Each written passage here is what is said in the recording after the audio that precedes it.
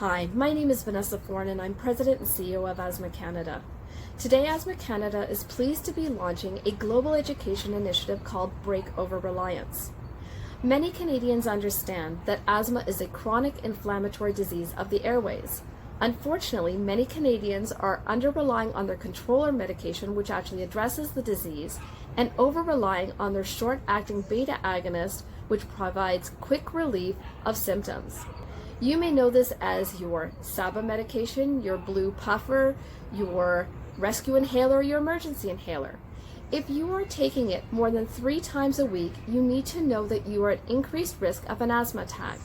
If you think you are at risk, please take the Rate Your Reliance test at rateyoureliance.ca.